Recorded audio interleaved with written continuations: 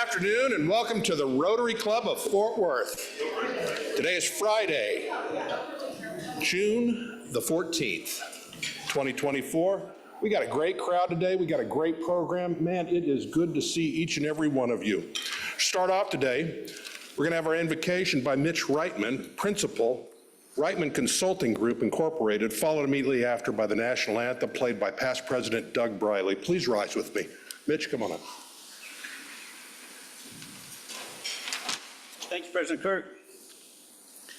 Give us time for patience, time for understanding, time to remember, thoughtful deeds to do, time to believe our fellow man, and time to perceive the value of being a Rotarian. Amen.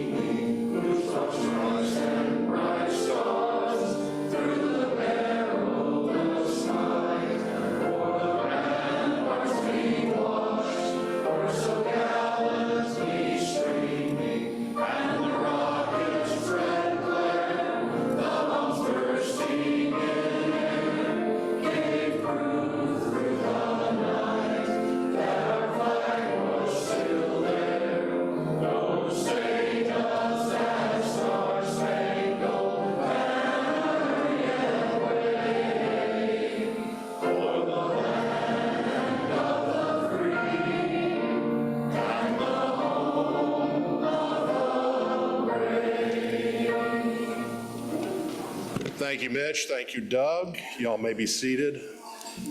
All right, let's get started. Visitor welcome coming up. Brian Miller, President and CEO, Campfire First Texas. Brian, where you at? Brian Miller, you here? I'm here. Come on. I don't have the list. Oh. Come on up with it. There you go. I've been studying this all morning.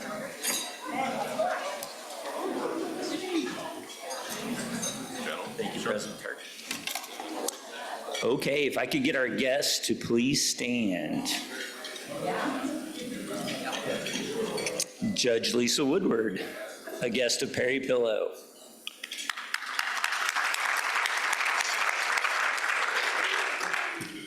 Oh boy, Jess Robo on Obokari, a guest of Blake Mormon.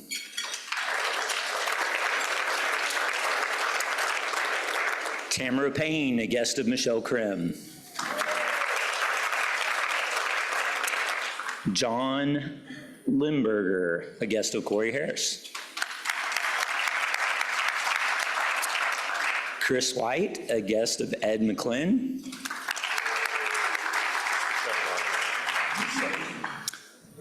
Matthew Sutton, the guest of Becky Burton. And Cynthia Smith, also a guest of Becky Burton. And Molly Woodridge, unescorted. And Rendito Howard, a guest of Randall Howard. Thank you, guest. Thank you, President Kirk. Thank you very much, Brian. All right. So for our guests present today, we as Rotarians have this thing we call the four-way test. It's a filter we like to use for everything we think, say, or do. Before we think, say, or do those things, we run it through, and if it doesn't meet this test, we try not to do those things. So if you will, repeat along with me. Number one, is it the truth? Number two, is it fair to all concerned? Number three, will it build goodwill and better friendships? And number four, will it be beneficial to all concerned? Thank you. Now, normally at this time, I would say we're going to put that away and have a newscast. However, in place of the usual newscast, we have a special guest with an update, and actually two guests who weren't on the guest roster that was just read, but I'd like to introduce the first one who does not have a speaking role today, and that is a dear friend of mine, the Assistant Chief Robert Aldridge. Tell you a little bit of history. Rob and I were co-sergeants on the department back in '06, so a little while back. And then I also have a guest with a speaking part, your Chief of Police, Chief Neil Noakes. Chief, will you come on up here? Tell us a little bit.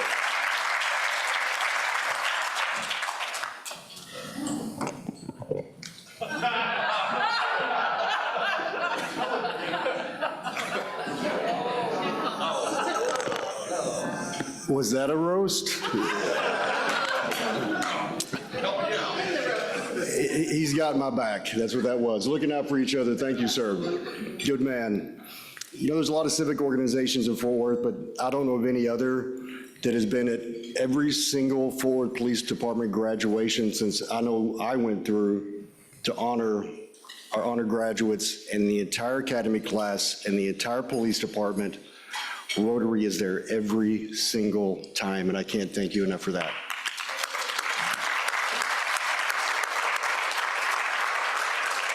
I've got 3 minutes, so I'm going to get right to it. Just give you an update on where we are with the Fort Worth Police Department. One of the main things we hear about and our primary concern is making sure our city is safe and that people feel safe. So that means we're addressing violent crime in a very proactive way. We have the latest quarter stats we have, obviously, are from the first quarter. Those numbers were absolutely incredible. The three major crimes that we're looking at with the Violent Crime Initiative: homicide, aggravated assaults, and robberies.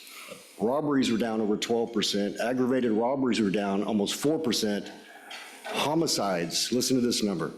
Homicides were down over 50% for the first quarter. Over the last 4 years in in homicides, we went from 26 in the first quarter to 25 to 18 to just 8 this first quarter. Now, there's another side of that coin. We've seen a rise in the second quarter. A lot of that happens, unfortunately, across the country, not here in Fort Worth, when the summer comes around. More people are out late, and let's be honest, when it gets hot, people get mad.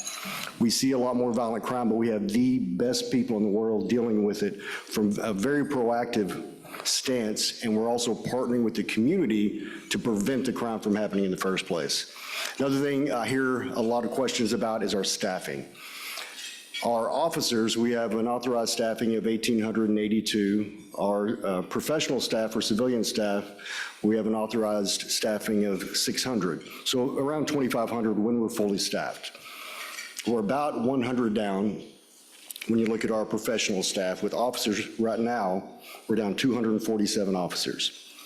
Now, part of the reason for that, it looks worse than it is. Over the last 2 years, the city has given us the largest single-year staffing package we've ever seen. We've added over 130 positions in the last 2 budget cycles. We've looked at what we're doing at the academy, we're looking at what we're doing with recruiting and training, and we're dealing with attrition not only in the hiring process, but in the academy, and then once officers are hired as well, and we've streamlined that process where we have a plan now to be fully staffed by the end of 2026. One of the most important things for me that we're doing right now has to do with the wellness of our officers, because for so long, we in policing have not done the job we need to do to take care of the health of the very people who are supposed to be taking care of everyone else. One of the things we did was partner with a group called Frontline, and they have these very comprehensive physicals for officers. And if you didn't know, the #1 killer of police officers, think about it for a minute, you don't have to say anything, what you think it might be, it's cardiovascular disease. The stress, the shift work, eating at Whataburger every night because nothing else is open. And I love Whataburger, but still we're investing more in our officers' health. We've actually had officers whose lives were saved. One had thyroid cancer, had no indicators, no symptoms, was completely unaware. When he had the scan done, they told him he had thyroid cancer and also said, had you waited till next year for this scan, you wouldn't have been here to take the scan. They were able to remove it immediately, and he's completely 100% healthy now. These are the kind of initiatives we're putting in place. We're also focusing on our officers' mental wellness, including making all those resources anonymous and available and easy to access. And one of the great things we've done recently is partner with the American Warrior Association. We started a program called R3, Respond, Restore, Resolve. where we are investing in a very intentional, very positively impactful way in the mental and emotional wellness of our police officers. I think I'm already past 3 minutes. I did want to thank Executive Assistant Chief Robert Aldridge. He's the #2 in command, and quite frankly, the one that makes most things happen and keeps me on track.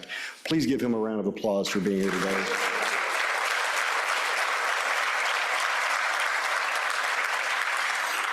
And lastly, the day of the roast, unfortunately, fortunately, we have a graduation, so we're going to be putting more officers out, but unfortunately, I won't be here. But people have been trying to get dirt on Kirk for me. The fact of the matter is, Kirk is an incredible guy, extremely intelligent, very motivated, very likable, and if you don't know about that, just ask him, because he will tell you. Thank you all.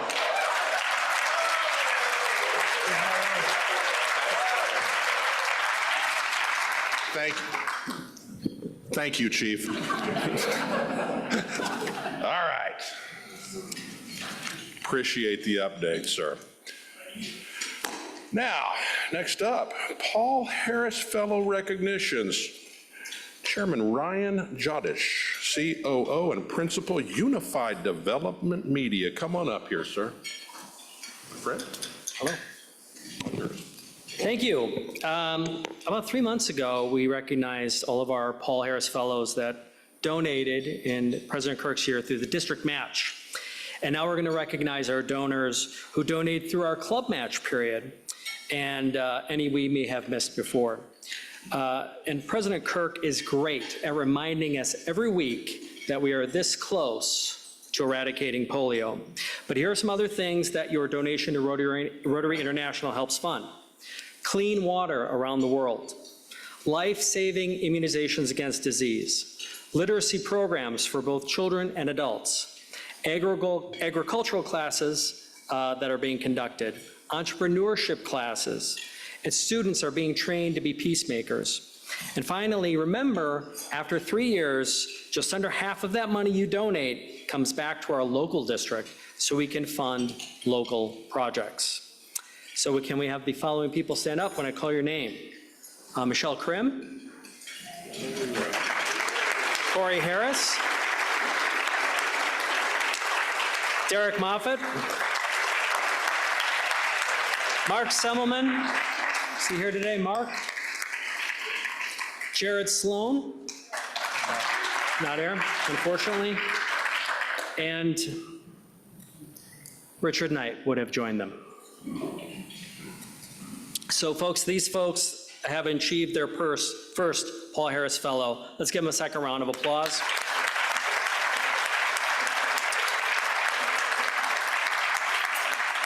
One last thing, we have a Paul Harris Level 2 to recognize. He has donated $2,000 plus, and that is Don Marable. Is he here today?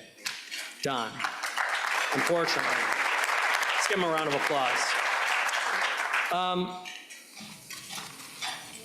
One last brief thing, and I will keep this very brief. If I can get my pages unstuck here. This humidity is fun. Last year, President Kirk, when I took on the role of foundation chair right about this time, I promised you 20 new Paul Harris Fellows. And thanks to the help of my committee and all of our club members who donated, we have 20 new Paul Harris Fellows. For you. One last thing, I'd like to thank my committee made up of Kelly Lauder, President nominee Kathy Sheffield, and past President Rachel Marker.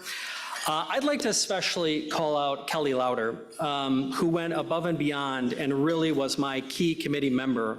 And I'd also like to thank you, President Kirk, for reminding our group every week why Rotary International is so important with polio and everything like that. And to thank both of you, I have donated 1,000 points to each of you for your Paul Harris Fellow tallies, raising you both to the next level. And again, my sincere thanks to both of you, the committee, and everybody in the club. Thank you. Wow. Thank you, Ryan. That is awesome. Awesome to see. And thank you to everyone who's given to the Paul Harris, or gotten their Paul Harris Award on this. Your donations do matter. From clean water to immunizations to our fight on polio. Y'all are the ones who are making it happen, so thank you. All right, we got a couple of grant presentations. Past President Rachel Marker, Strategic Account Executive, Healthcare, Miller Knoll. Come on up, ma'am, and show me the money. Down in solidarity for you, Chief. Today, we're giving out some money. As a member of the Rotary Endowment Committee, it is a pleasure to give away possibly 3 grants, for sure 2. The first grant goes to Cook Children's Health Foundation and the amount of $2,500 for the Sit, Stay, Play Facility Dog Therapy Program. Receiving the check today is Meredith Barr Holler, Associate Gift Officer, Corporate Partners. Let's give them a round.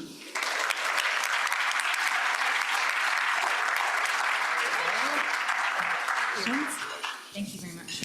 Our next grant goes to Community Healthcare of Texas and the amount of $5,000 to provide supplies for supportive care packages for home care recipients. Receiving the check today is Ella Grimes, Development Coordinator with Jim Parr, Rotarian, Advisory Council Chair and former board member. Congratulations to you both.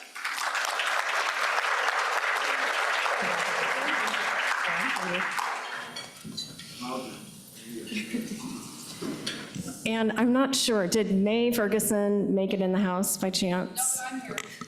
Oh, hi, okay. Our last grant, which is right there, will go to the Fort Worth Sister Cities International in the amount of $1,500 to provide supplies, materials, and transportation for the global leaders in the action program. Accepting the check today is Courtney Garvey, Director of Community Engagement. Thank you. Good to see you. Up here, get a picture. Get the picture for us. Whoops. There we go.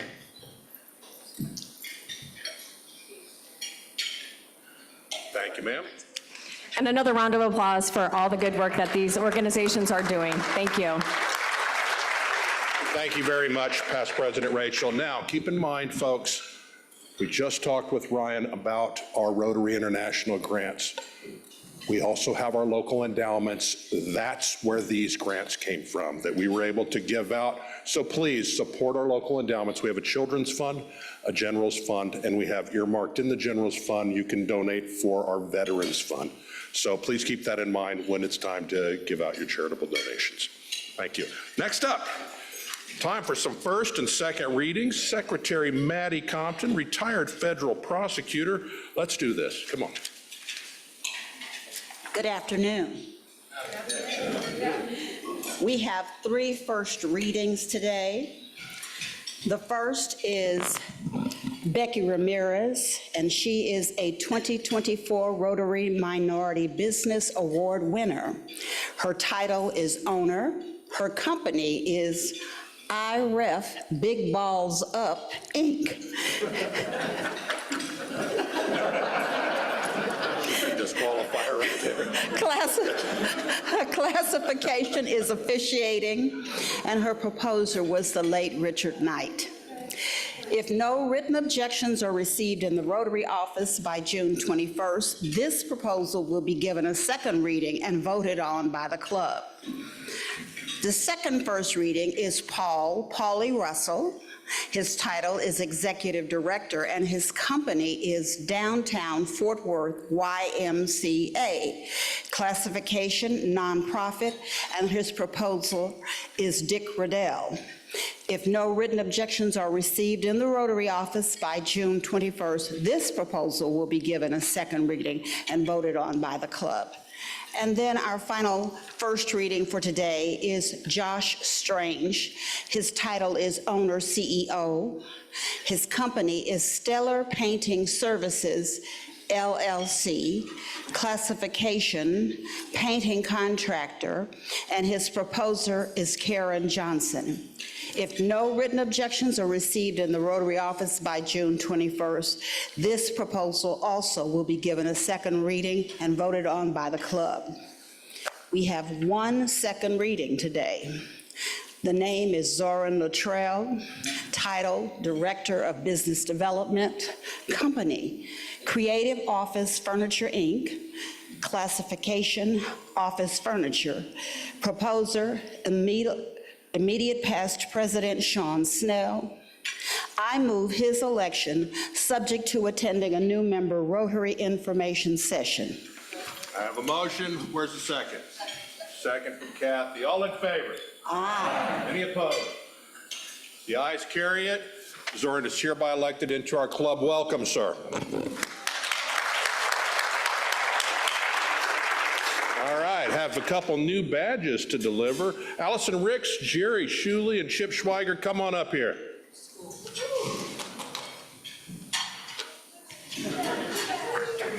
You're acting surprised. Jerry, give me that badge, please. Thank you. There you go, ma'am. Thank you, Dr. Chip. Yes, sir. Walk it out. And where's Allison? Allison here? No blue badge for you. All right. So, all our red badgers out here, you know how to do it. 6 or more acts of service to the club gets you to blue. Let's hurry up and get those changed over, please. All right. It's time for the big show. Chairperson of the day is Estrus Tucker, President and CEO of DEI Consultants, LLC. Mr. Tucker, come on up here and tell us about our speaker, sir.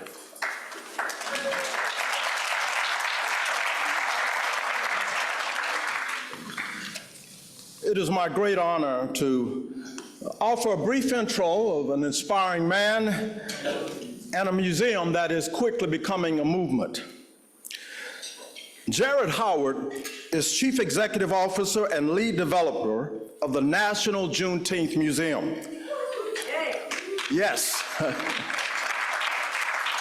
A Fort Worth native, Jared holds a Bachelor of Business Administration degree from the University of North Texas and a Master of Business Administration degree from Dallas Baptist University. Jared launched his career in J.P. Morgan Chase's Consumer Banking Division and later led marketing teams at Daimler Chrysler Financial Services. And in 2006, Jared commenced a 12-year stay at BNSF Railway, where he oversaw a $2 billion customer portfolio before assuming leadership of their economic development efforts in the southeastern United States. In 2018, Jared became a department head of the Fort Worth Chamber of Commerce, and in 2020, he was recruited to lead Bell Textron's External Affairs Division, where he stayed until assuming his current assignment in April 2023. Jared's hobbies include international travel and studying the residual impact of the African diaspora. Jared is a fifth generation, I think that's right, Jared, correct me. Fifth generation Fort Worthian. He's married with 2 children. Now, let me give you just a little bit about the museum, and I'm going to let Jared introduce himself more as well as the museum. It is important to note that the National Juneteenth Museum is more than a museum. It will be an epicenter of education and celebration that is dedicated to building opportunities to advance future generations. As the epicenter of the preservation of Juneteenth history, the National Juneteenth Museum will be a collaborative space to foster conversation on global significance of freedom and the celebration of Juneteenth worldwide. The National Juneteenth Museum will be a transformative community gateway located in the historic Southside neighborhood that was once a thriving African American community deemed the Black Wall Street of the South, and was home to William McDonald, one of the first Black American millionaires in the nation. However, like many other communities across the country, decades of disinvestment and neglect produced suburban sprawl, and changing population dynamics led the historic Southside to become one of the nation's most underserved communities. Currently has the state's lowest life expectancy and one of the highest infant mortality rates, according to 2019 UT Southwestern study. This museum is strategically designed to provide a cultural and economic anchor for this community to ensure future vitality while honoring its rich history and contributing to the evolving culture and well-being of our city, our region, and the world. It is my great honor and my joy to introduce my friend, a role model for leaders, Jared Howard, CEO and visionary of the National Juneteenth Museum.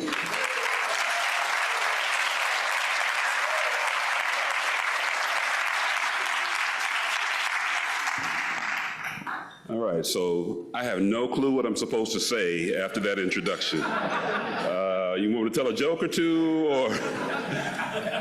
Let me start by saying thank you to President Kirk and to Mitch and to all of you Rotarians for having me. It is an absolute privilege and honor to be invited to share the work that we're doing with you. I have a great deal of respect for the organization, both here in Fort Worth and globally, and it's my pleasure to be here. Wow, I really don't know what to say now. All right, so I'd really rather walk and talk. I usually don't stand behind the podium, so bear with me if you will. I want to take you through some chronology, if you'll allow me to. On January 1st, 1863, President Lincoln signed what we know as the Emancipation Proclamation. The Emancipation Proclamation was designed to liberate formerly enslaved people. This is a key element that most people don't know about. In the Confederate States, right, the Emancipation Proclamation was designed to liberate slaves in the Confederate States, which essentially meant that those Union states could continue to have slaves. Right, which essentially meant that the Emancipation Proclamation at its origin did not represent the end of slavery. Right, so that was signed on January 1st, 1863. On June 19th, 1865, Union General Gordon Granger arrived in Galveston, Texas, with General Order Number 3, with a communique that said, "Slaves in Texas are hereby freed." So that's essentially 2.5 years from January 1st, 1863 to June 19th, 1865, that people who were supposed to have been free did not enjoy their freedom. Now, there are two schools of thought on why that is. There's one school of thought that says the reason they didn't enjoy their freedom was because the information hadn't gotten to Texas. And there's probably a more popular school of thought that says the reason that they weren't able to enjoy their freedom was because the Union had not enforced the order, right? So whichever school of thought you ascribe to, the fact of the matter is on June 19th, 1865, the people in Texas were notified about their freedom and that freedom was enforced. That is the definition of Juneteenth. Juneteenth is a conflation of two names, June and 19th, and as I say when I make this presentation, oftentimes, African-American people have a tendency of creating our own dialect. And so Juneteenth is the byproduct of June and 19th. If you hang out with me or Randall Howard over here, we'll give you some of those other misnomers that black people do often. And if you hang around us long enough, you'll start to use them as well. So be careful. So that's the definition of Juneteenth, but it's important to note that June 19th, 1865 did not represent the end of slavery in the United States, because remember, those Union states were still legally allowed to have slaves. In addition to the Union states, those bordering states like Oklahoma, which were generally governed to a large degree by indigenous peoples, were also allowed to have slaves. So June 19th represents the end of slavery in the Confederate States. Without regard to whose slavery that ended, it's a very significant day, and it is why we call Juneteenth, we now call Juneteenth a federal holiday. Now that's 1865. 1865, December, the 13th Amendment was ratified, and that essentially represented the end of slavery in the United States as we know it. So let's go forward a little bit. Let's come back to Fort Worth. 1865, late 19th century, post-emancipation, African-American people are settling in the city of Fort Worth. And one of the unique things about Fort Worth is that African Americans didn't settle in one particular part of the city, which is why we've got areas like the North Side, the historic North Side, Como, and the historic South Side, even places like the Bottoms or places just on the east side of downtown that you might not be familiar with that used to be settled by African American people. But in the late 19th century and early 20th century, there was one part of the city that became the epicenter of Black life and culture in Fort Worth, and that area is what we now call the historic South Side. Estes mentioned it well when he said that William Madison McDonald happened to have been one of America's first Black millionaires and Texas's very first Black millionaires, and he was a Fort Worthian. Wasn't born in Fort Worth, but like the rest of us, he got here as quickly as he possibly could. In the early 20th century, Mr. McDonald, being a millionaire, did two things that no one else was doing at that particular time. A, he bought land. He bought land because he wasn't welcome in other parts of the city, and so this particular pocket of land was available, and he acquired the land, and he bought as much land as he possibly could, not for himself, but for other people like him. The second thing he did was he opened a bank called the Fraternal Bank and Trust. So he bought the land and he opened the bank with the full intent of people like him being able to acquire land near him, right? Because they couldn't borrow money elsewhere in other places, because remember, we're immediately past emancipation. And so the social temperature was still piping hot. So he bought land and he bought a bank. With that land, with that bank, he made it possible for African American peoples, many of whom were former slaves, to buy land and to build homes. And he did that in the historic South Side of Fort Worth, which is why right now, if you drive through the historic South Side, you see the remnant of the greatness that once was. In fact, if you'll drive through the historic South Side of Fort Worth right now, I'll invite you to drive down Terrell Avenue, which represented the main street, right? Big, beautiful mid-century homes, some of which were built in the late 1800s, owned and operated, owned and occupied by people like Dr. George Munkus, right? William Madison McDonald lived on the corner of Tennessee and Terrell. Dr. Flint, the Flint home still remains today, and we have repurposed it, and it's being used today. So that was the epicenter of Black life in the city of Fort Worth in the early 20th century. In 1926, there was a lady born in Marshall, Texas, named Opal Lee.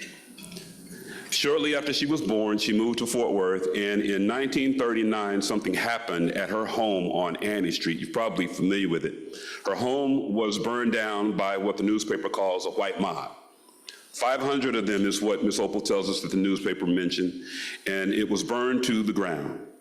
That happened on June 19th. 1939. So we see the significance of June 19th in Ms. Opal's life, even from 80 plus years ago. Since that time, Ms. Opal, understanding the significance of Juneteenth, has been a major ambassador and cheerleader of all things Juneteenth. I don't remember a time in Fort Worth where Ms. Opal wasn't beating Juneteenth's drum. When I was a kid, and she would do her Juneteenth festivities in Sycamore Park, right? And as I was growing up on the southeast side of Fort Worth, as a part of her Juneteenth festivities, some of you might remember, Blake, I know you remember, there was this black band that used to have this big trailer, and they would be everywhere, and they were called the Ernest McGee Band. Y'all remember the Ernest McGee Band? I've never met Ernest McGee. Is he a real person? He is a real person? All I know is that he had a big trailer with his name on it, and everywhere we went, there was a trailer there, right? So you would see that in historic South Side. Well, in the 1920s and 1930s, but for a short period of time when there was a major exodus of white Americans from the community because there was an influx of Black Americans moving to the community, it has been a thriving community. In the 1930s and the 1940s, it has hosted people like Dr. Martin Luther King, Cab Calloway, Duke Ellington, Tina Turner. All of these people performed or had dinner. Michael Jackson went to Drake's Cafeteria. All in this neighborhood. Well, around the middle, late part of the century, some things happened. The tides turned. And we could argue about why it happened, but whatever happened, the historic people or the stewards, the more progressive stewards of the community started to move out of the community. And they left it behind to some people who might not have been the best stewards of the community. And so for the last 30 plus years, this neighborhood has been economically destitute. right? So in terms of economic development, I'll give you a couple of data points that will help tell the story. I think Esther's mentioned one of them. 76104, which is a zip code bound by this community, has the state of Texas's lowest or shortest life expectancy rate.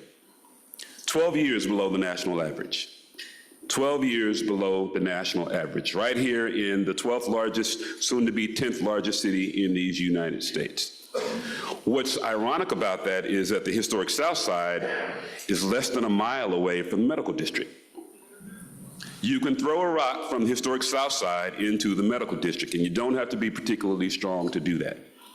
On the east side of I-35, it takes, and I use this fact often when I make this presentation, you pass a car every 12 seconds on average during the course of the day. On the west side of I-35, you pass a car every 0.12 seconds. Think about that. On the west side of I-35, you are steadily passing cars, blazing down because there's a lot of activity. On the east side of I-35, that's not the case. In many instances, and many times of the day, you could lay in the middle of Evans Avenue and you wouldn't be run over.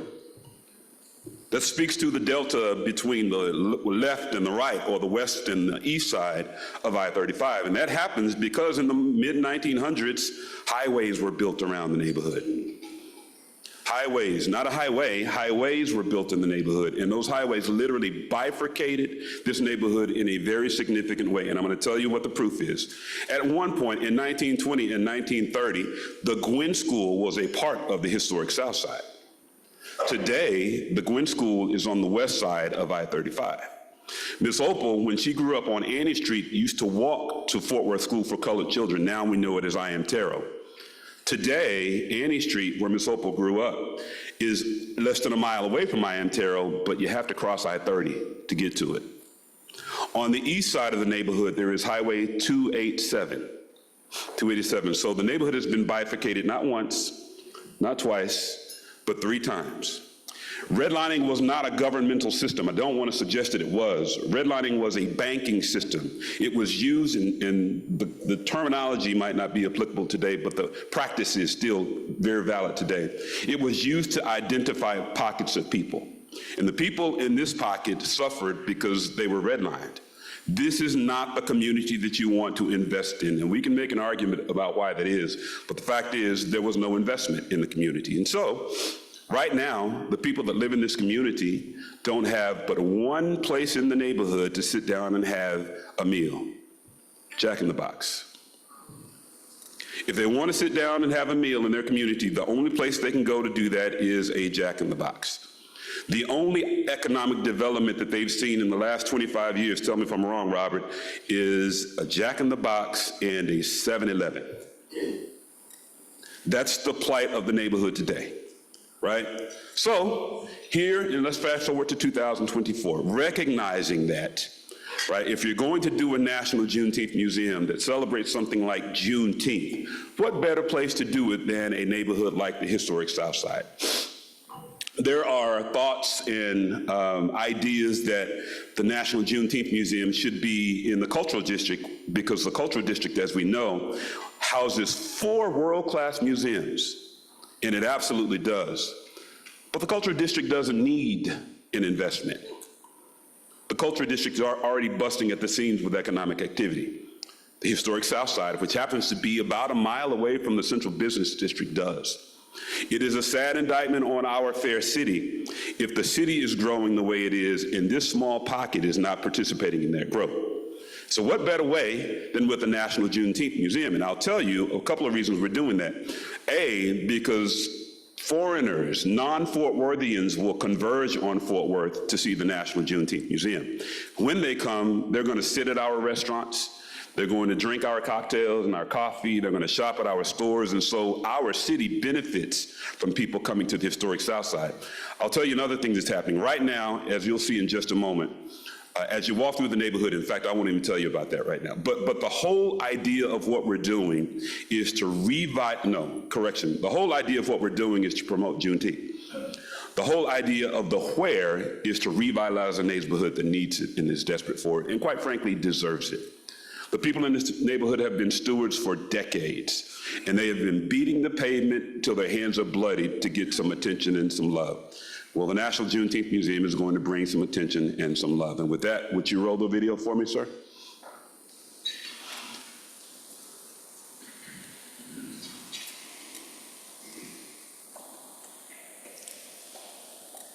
I'm Opal Lee, and I'm called the grandmother of Juneteenth.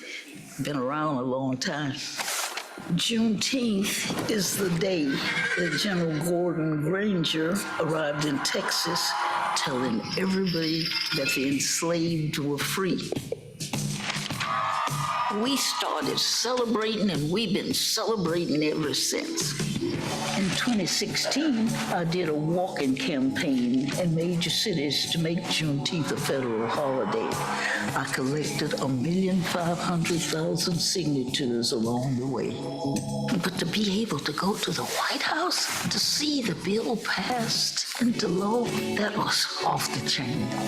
This is the pen that President Biden used to sign Juneteenth into law. But I tell you, Juneteenth's more than a holiday. It's about celebrating freedom. So we're going to continue this celebration in this new museum in my hometown, Fort Worth. The historic South Side in the late early 1900s was the epicenter of Black life in the city of Fort Worth. And a gentleman named William Madison McDonald, who happened to have been Texas' first Black millionaire, crafted and curated the neighborhood with his dollars, with all the things that a neighborhood needs to be successful. Culturally, spiritually, economically, it was all there. But in the 1950s, 60s, and 70s, the government built highways around the neighborhood, essentially identifying it as unworthy of investment. And this was a common practice in cities like Fort Worth across the U.S. As you walk around the neighborhood today, you see many empty lots, places where there used to be homes. Half the people that live in the neighborhood live below the poverty line. The life expectancy in this neighborhood is 12 years below the national average. What we ultimately want to do is create change. This museum will be much more than just a museum. In addition to artifacts and both permanent and touring exhibitions that narrate the Juneteenth story, we'll also have a food hall, black box space, theater, business incubator, and some culture-centric retail.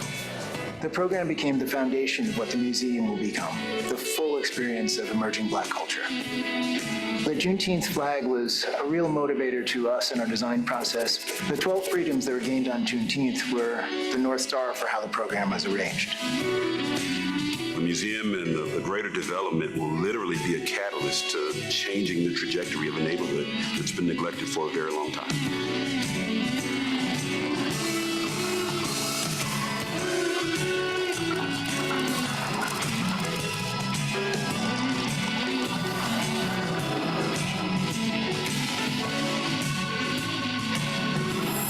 This museum will bring jobs, commerce, culture, lots of other things back to the historic South Side.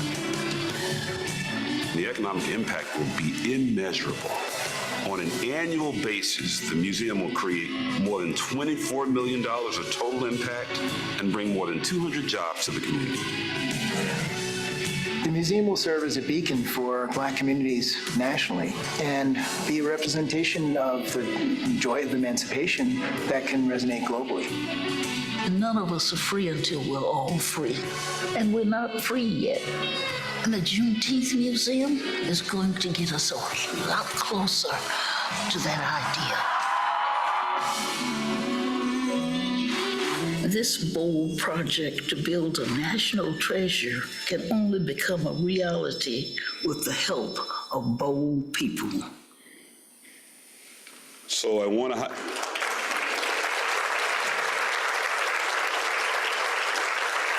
Thank you. Thank you. I want to highlight a couple of things, and then President Kirk, we have time for questions or no? Okay. I want to highlight a couple of things. This is designed to promote Juneteenth, and I want you to know, Ms. Opal would have you know that Juneteenth is not about race. Let me say that again. Juneteenth is not about race. Juneteenth is about freedom, which is the bedrock of our country.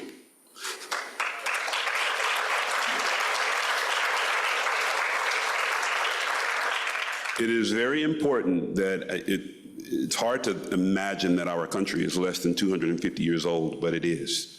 Right? We're still a baby in terms of our tenure on the earth. When you think about what happened in Rome and Greece and Great Britain, we're still a young country. As we evolve, as we grow, it is important that the whole story is told. And Juneteenth, unlike many slavery stories, is a good story. It is a celebratory thing. This is not going to be the place to where you come and get convicted about what happens 200 years ago.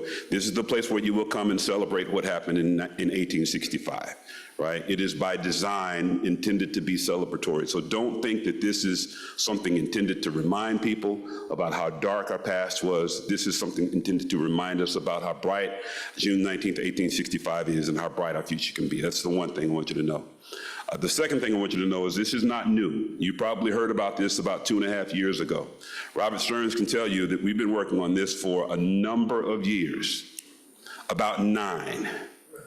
Been working on this for about 9 years, but it takes that type of time to create the groundswell. Rebecca and I were working here at the Fort Worth Chamber of Commerce, and we were talking about this idea. She'll remember that. Right, we were talking about this. We've been working on this for a very long time because we have to do it and we have to do it right, and we intend to do it right. So, 2 things will happen at the National Juneteenth Museum. We will tell the story about Juneteenth, why it's significant, why it should be celebrated, why it warrants being a federal holiday.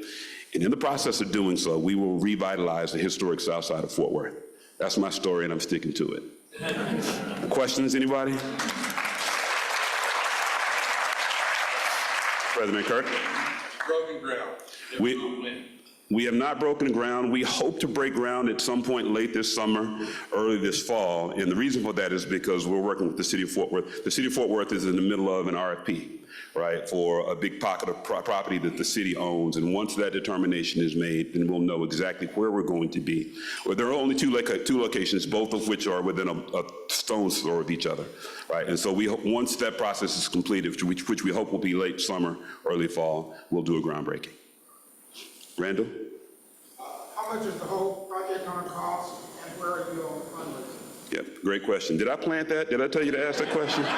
Okay, good, good. There may be some donors in the house. So the campaign is a $70 million campaign, all right, $70 million campaign. Let me be clear, though. The building will not cost $70 million to construct. The last thing we can afford to do, we've learned from some of our other museum siblings, the last thing we can afford to do is construct this beautiful edifice and then not have operating coffers to keep it sustainable, right? So we intend to open with strong operating coffers. And in fact, we think we're going to tap into about $90 million, which will allow us to endow the museum, which means we will not come begging you for money 5 years from now, right? So if you don't want us to come begging you for money, you should be donating right now. One time, leave me alone, Jared, leave me alone. The $70 million campaign, we're about $35 million into it, and that's after 2 years. Right? And let me say parenthetically here, a special shout out to the city of Fort Worth. 15 of those million came from the city of Fort Worth. So the city of Fort Worth is a major partner on this initiative. Any other questions? Yeah. Jim, come right back to you, Jim. Yes, sir. This is a historical question to reveal my ignorance. The general landed in Galveston. That's correct. And brought news that the slaves in Texas were free. How about the slaves in all the other Confederate states? So interestingly, so as we travel the country having conversations like this one, you might be surprised that there's some consternation from people in other states, Black people in other states, questioning the validity of Juneteenth being a federal holiday, because they think, case in point, May Day in Florida is the day that the slaves in Florida were notified of their freedom, or that it was enforced. But the significance of Texas is it was the last of them, right? And so like Ms. Opal says in the video, none of us are free until we're all free, and we weren't all free yet, right? So it would have been premature to celebrate Florida's freedom, knowing that the people in Georgia were still enslaved. And so that's the ideal behind it. Does that make sense? So it's incremental by state. That's right. And remember, this wasn't necessarily information, this was about enforcement, right? So the Union Army had been bludgeoned by the Civil War, right? So it wasn't as strong as it once was, and so it took some time. I'm not making excuses for them, but it took some time to enforce the law throughout the southern states. Thank you. Jim? This morning, they had the ribbon cutting for the home that was given to Miss Opal Lee this morning at 10 o'clock. History-making home, humanity. Louder! Gave her a key to the home today. I'll repeat the question. On the lot where she was burned out 20 years ago, 924 East Annie Street. So that's a great celebration today. Would you speak about what's going to happen on June 19th, Wednesday, as we support Opal Lee and raise money for the museum? Sure. So Jim was talking about the fact that Miss Opal's childhood home that was burned down on June 19th, 1939, Habitat for Humanity has reacquired that land, and they've built Miss Opal a brand new home on that same piece of property.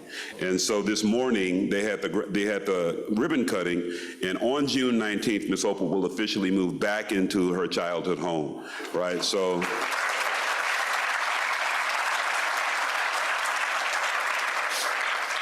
On Wednesday morning next week, I think you asked about this, Jim, Miss Opal will do her annual 2.5-mile walk. And to be clear, that 2.5 miles is symbolic of the 2.5 years that it took for freedom to be enforced here in Texas.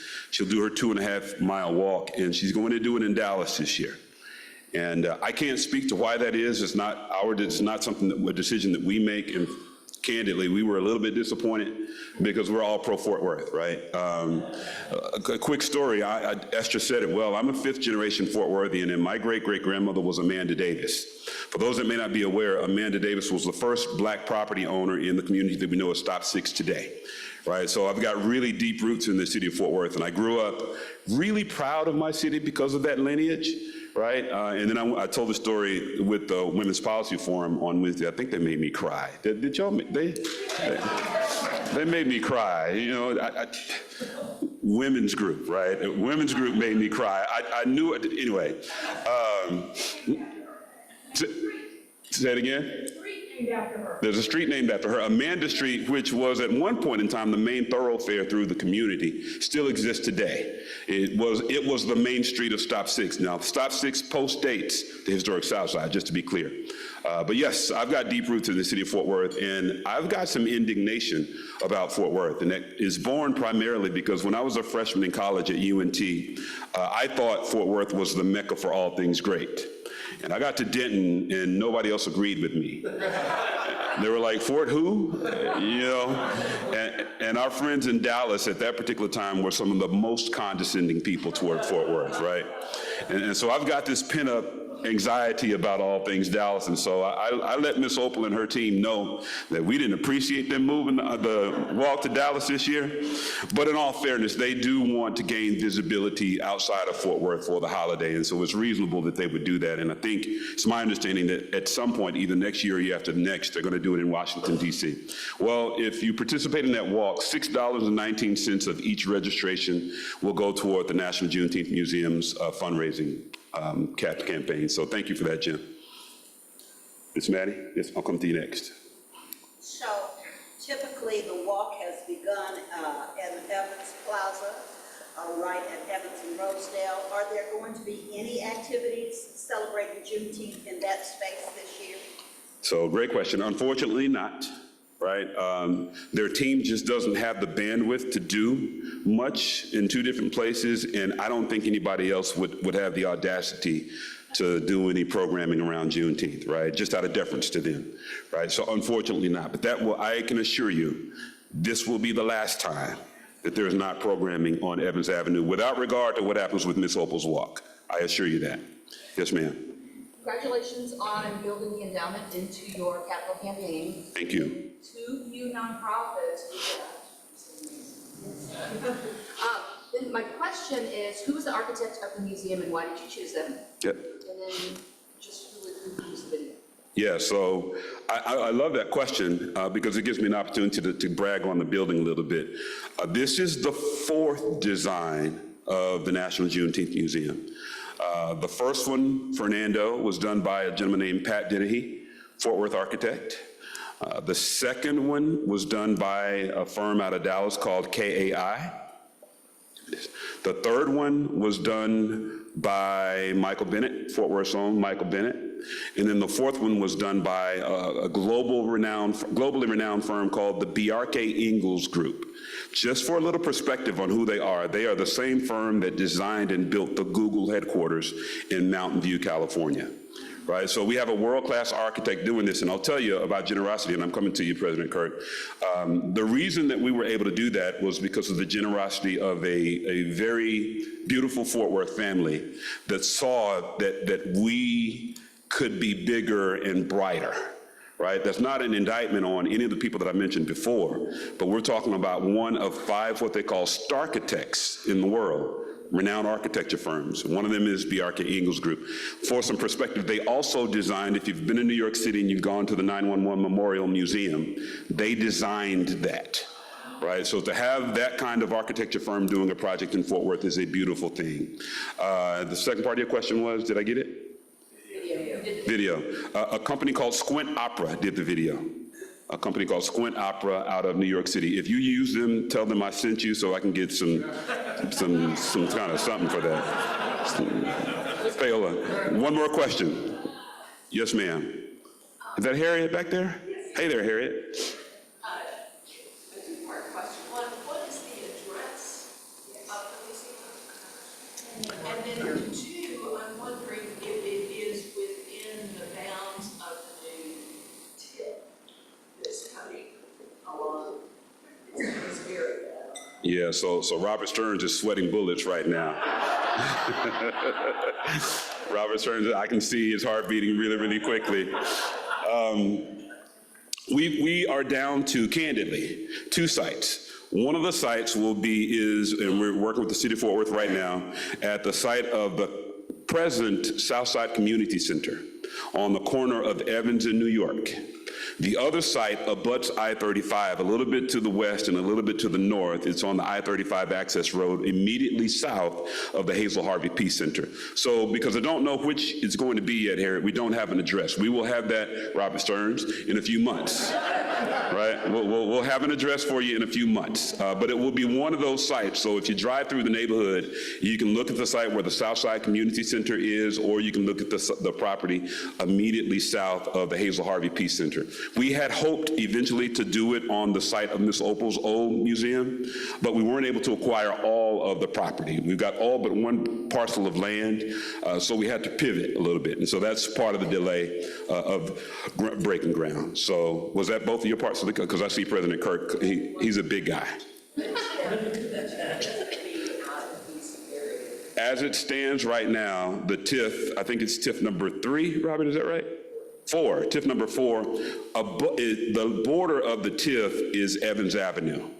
And depending on which site we ultimately end up in, Harriet, we'll be in the TIF or outside of the TIF, right? If we're outside of the TIF, we'll be just outside of the TIF. And I understand that there's some language in the TIF writing that as long as what you do abuts the TIF or benefits those that use the TIF, there might be some TIF benefit from it. So our hope is, Robert Stearns, that we'll be able to tap into the TIF that's available for us. Robert Stearns, thank you all so much for having me.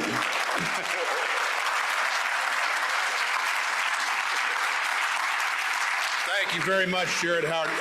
Again, another wonderful program, very informative. I have 2 comments to make. First one, Miss Opal Lee is an honorary member of the Rotary Club of Fort Worth. Love it. Yeah, she's been up here and spoke before, and it was powerful, sir. Second thing, if it is within your power, Robert Stearns, can we somehow bring back Drake's Cafeteria? As a young officer, I trained in that area, and later on, that was one of my first beat assignments.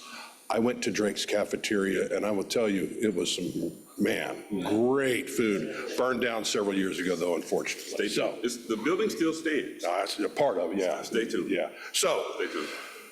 Thank you for a wonderful presentation. In honor of you being here today, our club has made a donation to the Rotary Polio Plus Fund. Now, let me tell you a little bit about Rotary and polio. Back around 1988, polio was affecting about 288,000 new people every year. Every year, 288,000 new cases. As of last year, we had 13 cases. Wow. Because Rotary took the initiative and said, we're going to eradicate this horrific disease. In honor of your presentation today, we have made a donation to the Rotary Polio Plus campaign, and here's a memento of that, sir. Thank you. Thank you again. Give it up for Mr. Howard. All right, got a couple closing announcements for you guys. Veterans Committee meeting in the Rotary office immediately following this program.